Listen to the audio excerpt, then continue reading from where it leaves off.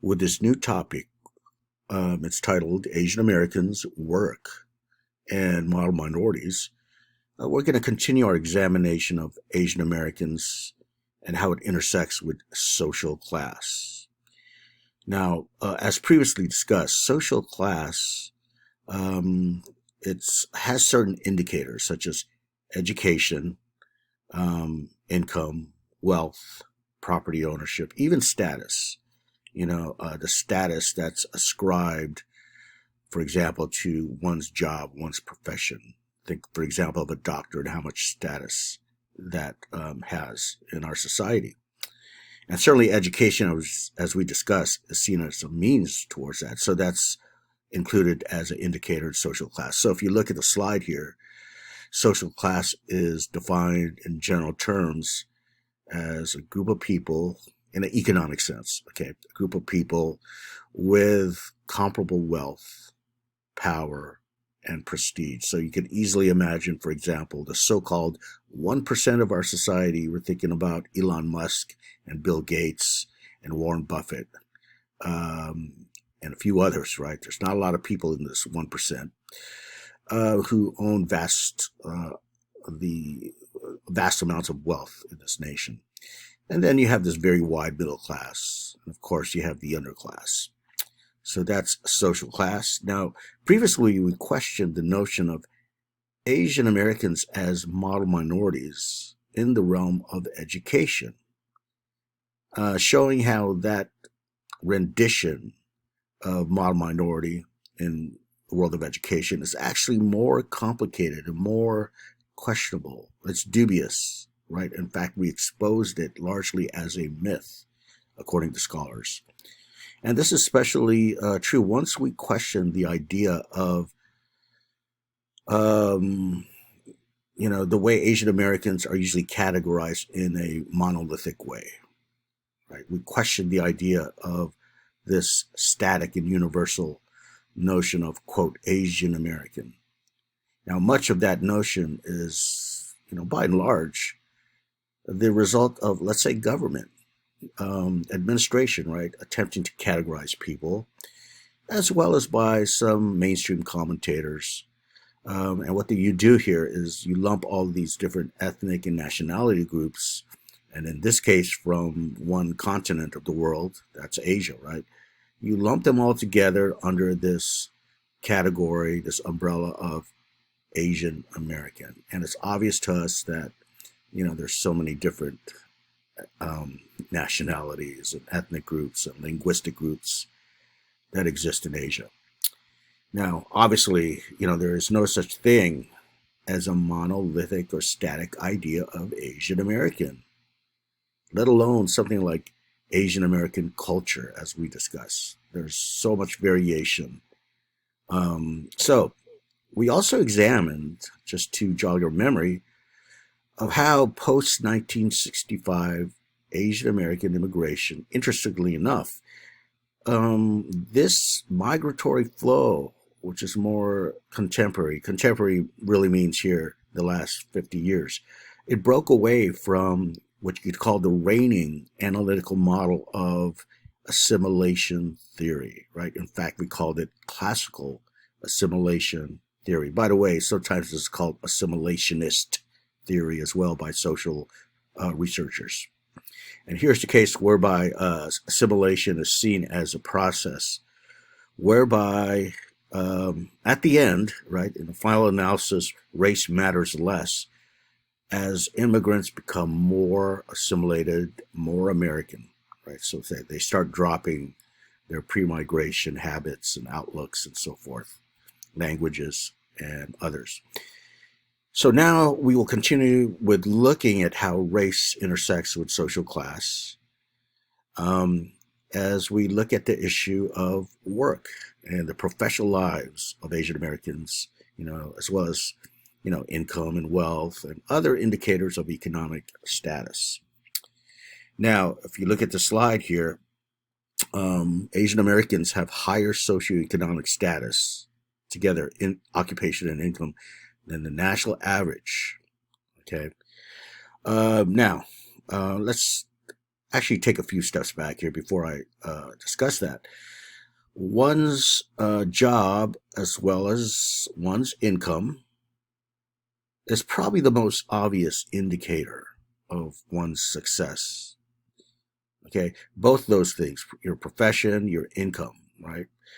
It goes a long way in shaping one's social location in American society, arguably more than race or gender, right? Yeah, one's income. In fact, a lot of people think of themselves in terms of their identity. They connect it to the nature of their work, right? It's a strong part of everyday life. Okay, for example, you have occupations with attached prestige, combined with the income that's commensurate with that occupation, ability to get wealth, accumulate wealth from that higher income. So therefore, you have asset accumulation, and you're often considered as an exemplar of upward mobility. Right? This is the American dream. Now, social class is more than one's economic level. Class can be defined as a group of people, like I said there in the slide, not just by wealth, but also by power and prestige. Okay. All right. So now in these cases, and let's return back to that figure of 71,709 median household income in 2017. So here it's obvious that Asian Americans have higher rates in socioeconomic status. Their household incomes are higher than the national average. In fact, one common image of Asian Americans is that they're not only highly educated, but also economically successful, sort of like, quote, crazy rich Asians, right, unquote. So when we look at income, here they're making 71,000, more than 71,000. And let me just break down some figures here that aren't in the slide. When you look at the U.S. median outcome by ethnicity, and this is a bit older, but it's still relevant. It's relatively, hasn't moved that much. Asians make, as we know, 71,709. I'm sorry, not 2014, 2017. Whites make 56,203. That's median income by whites. Now, the national average itself comes to, regardless of ethnicity, right, comes to 53,046, okay, per year. And then you have below that, below the national average, Native Americans who make 41,994. 41,994. Hispanics median income in 2017 came to 37,489, and African Americans at 35,564. Okay, so here it should again reflect this notion of, and this is similar to the educational rates, right? When we look at the impressive rates with graduation and postgraduate work, well, there are high rates there. So does that reflect the model minority in education? Well, we looked into that, right? And we found it to be less plausible. Now, we're going to do the same thing with these statistics related to the professional lives, right?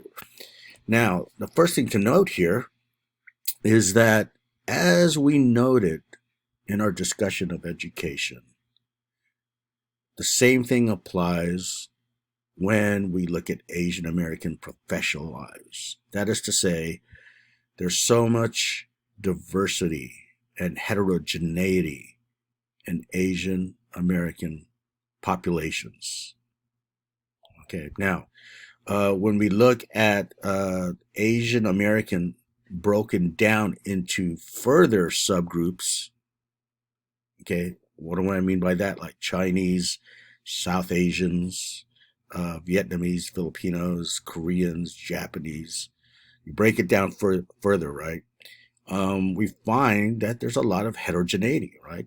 A lot of difference when it comes to the different Asian American populations. And even not only in terms of income, but also in terms of uh, the field of professions they tend to represent. Filipinos, for example, tend to be more visible. They have highest representation in the healthcare profession. And then you have the Chinese and South Asians, Indians and um, Bangladesh. Um, well, they have highest representations in technological jobs, mathematical jobs, the computer um, world in terms of labor. Vietnamese, we see them well established in what you could call niche economies. Okay, and later we'll discuss ethnic economies, but we're thinking of things like restaurants, manicure services, stores, and so forth. Okay, and then we find that the Japanese and Koreans are more likely to be represented in management positions compared to Filipinos and Chinese and Vietnamese. Okay, and then we're going to talk a bit later about the Indo-Chinese, other Indo-Chinese like Hmong and Cambodians. Now, the question here